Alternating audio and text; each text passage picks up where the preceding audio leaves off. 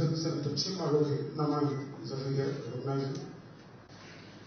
The Deputy Leader, the Deputy Chief of the Deputy Minority Leader, my distinguished colleagues, the President of ASUU, the other members of the National Executive Committee of ASUU. Let me welcome you on behalf of my colleagues to this very important interaction. I received a letter of about 2 weeks, and we thought that we should be able to meet. I thought it was possible to meet earlier than now, but we couldn't make it due to our circumstances here in the National Assembly. At the present, we have so much activities going on about the budget, defense, and budget-related issues. But it's better late than never. We are all in this together. We believe that the Nigerian educational sector, particularly the tertiary level, needs some serious support at this point.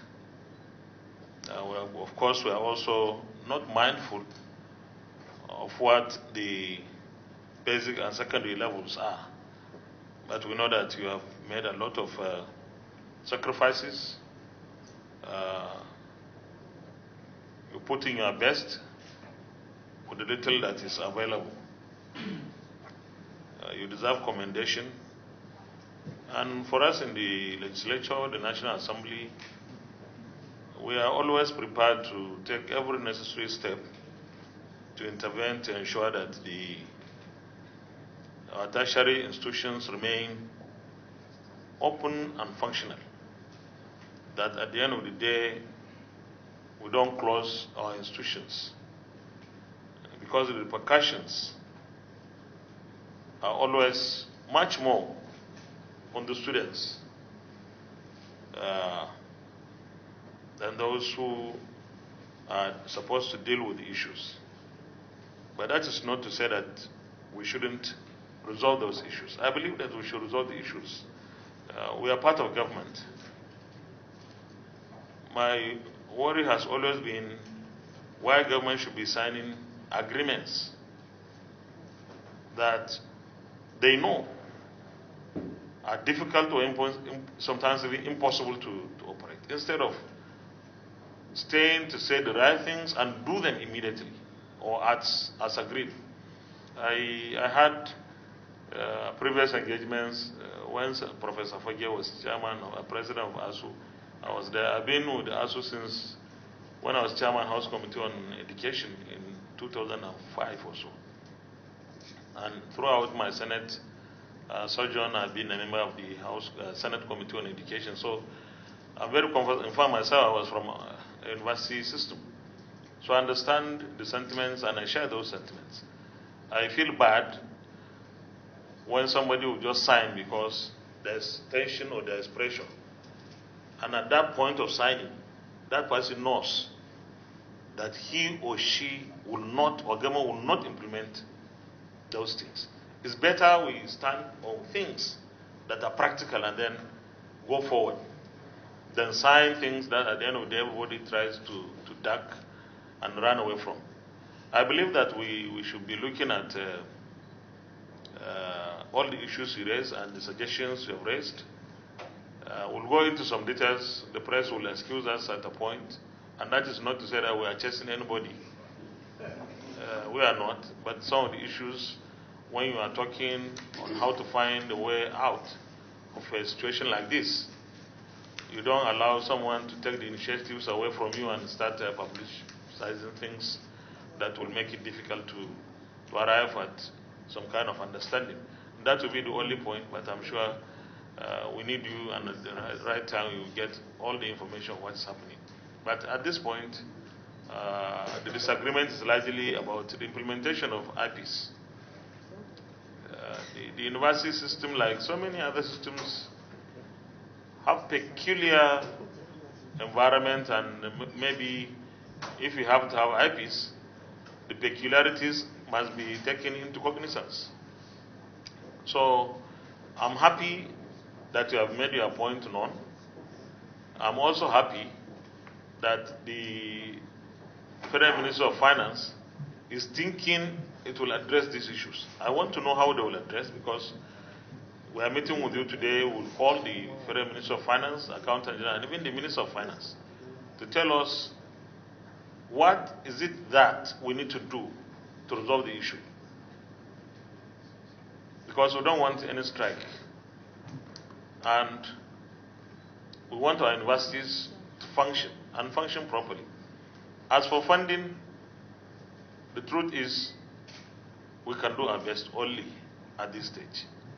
We have serious financial challenges in terms of budgetary allocations. This one should be known to everyone.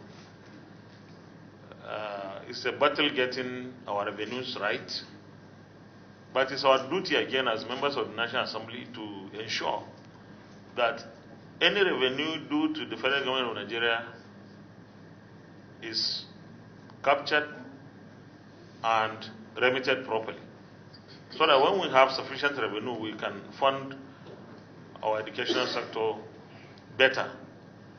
So we'll work hard on this, but I want to assure you that in the legislature, you have partners.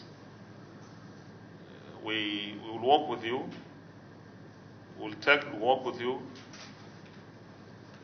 and ensure that we resolve these issues without taking recourse to any strike or closure of our institutions. And at the end of the day, I always emphasize this, that people should not sign up to things they know that they cannot implement, because that's deceit, honestly. We should tell ourselves the truth. If there is some kind of challenge, we should tell everyone we have challenge, that this is the much we can do. And then we find a way. By the time everybody is on the same platform of reality, then it becomes easier, because you can plan better, you can plan well, that this is what we have. But when you give people the impression you can do something fantastically impossible, and you raise the hopes of people, at the end of the day, you try not to say the right things or do the right things. It gives really some reasons for concern. But I want to assure you, we are going to be with you on this. We are going to discuss with you today, and then we'll invite the government side, the administration.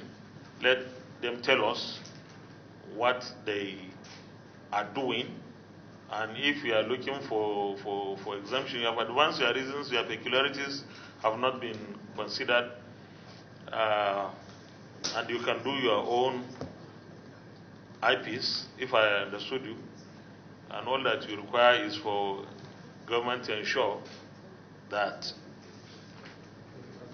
your system is checked.